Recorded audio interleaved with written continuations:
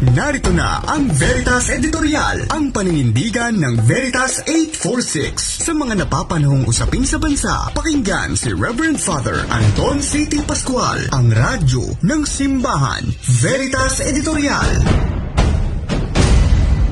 Mga kapanalig, narinig ba ninyo ang kasabihang, "In this world, nothing is certain except death and taxes."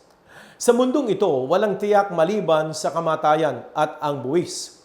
Linya yan ng tinaguriang founding father ng Estados Unidos na si Benjamin Franklin. Totoo ang tungkol sa kamatayan. Totoo din ang tungkol sa pagbabayad ng buwis.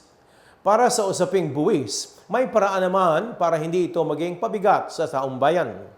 Ang tanong, ginagawa ba ito ng ating pamahalaan? Nitong mga nakaraang linggo, inulan ng batikos ng Department of Finance, Secretary Ralph Recto dahil sa balitang papatawan ng buwis ang tinatawag na interest income ng mga long-term deposits.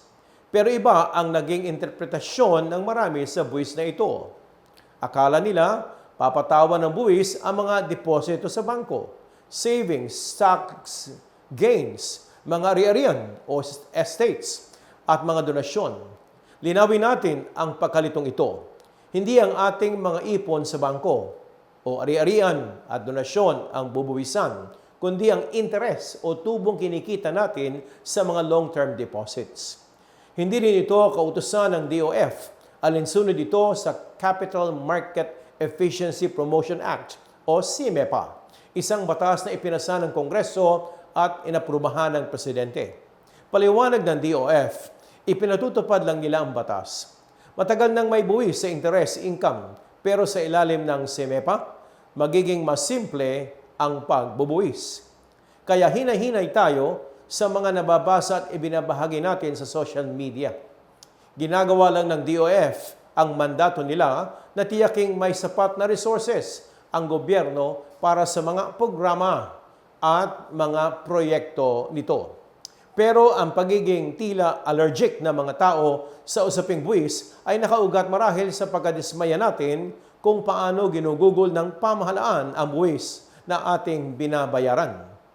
Napakalaki kasing bahagi ng perang ipinagkakatiwala natin sa pamahalaan ay napupunta sa korupsyon.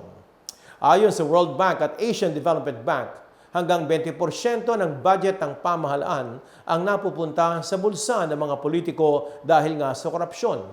Kung ang budget ng pamahalaan ay na 6.3 trilyong piso ngayong taon, tinatayang nasa 1.2 ang makukurakot at tiyak. Dahil dito, nabibilang ang Pilipinas sa mga medyo korap na bansa. Medyo lang naman sa 180 na bansa na bahagi ng Corruption Perception Index, nasa 114 ang score natin. Ang score natin ay 33. Mas malapit sa score na 0-9 na highly corrupt at malayo-layo sa score na 90-100 na ang ibig sabihin ay very clean, tulad nga ng Switzerland. Kung maayos ang pamamahala ng kabanambayan, hindi na kailangan ng mga bagong buwis. Kung malinis ang pagpapatakbo ng pamahalaan, hindi na kailangang pabigatin pa ang pinapasang obligasyon ng mga mamamayan. Maihahatid sa atin ang mga kailangan nating serbisyo gaya ng gumaganang flood control infrastructure, maayos na kalsada, murang pagpapaospital, abot kayang edukasyon at ligtas sa kapaligiran. Kapag nakikita at nararamdaman natin ang pinagagamitan ng ating buwis, mas gaganahan tayong mag-ambag, siyempre, sa pondo ng bayan. Mas mapagkakatiwalaan natin ang pamahalaan. Kaya kapanalig, pinapaalalahanan tayong maging ng banal na kasulatan na pasakop sa mga pinuno ng pamahalaan sapagkat walang pamahalaang hindi mula sa Diyos. At ang Diyos ang nagtatag ng mga pamahalaang umiiral. Mababasa ito sa Roma 13:1. Pero, kapanalig, hindi ito bulag na pagsunod sa mga nasa poder. Dapat makatwiran ang mga pinapatupad nilang patakaran at dapat na nakikita natin ang bunga ng ating pinagpagurang buwis.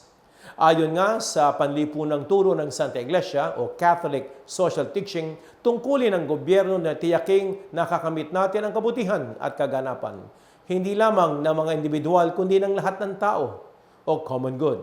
Kaya sa tuwing mangongolekta at magpapataw ang gobyerno ng buwis, patunayan din na dapat kaya't sa tuwing mangongolekta, magpapataw ang gobyerno ng buwis, patunayan din dapat nitong naglilingkod ito sa taong bayan.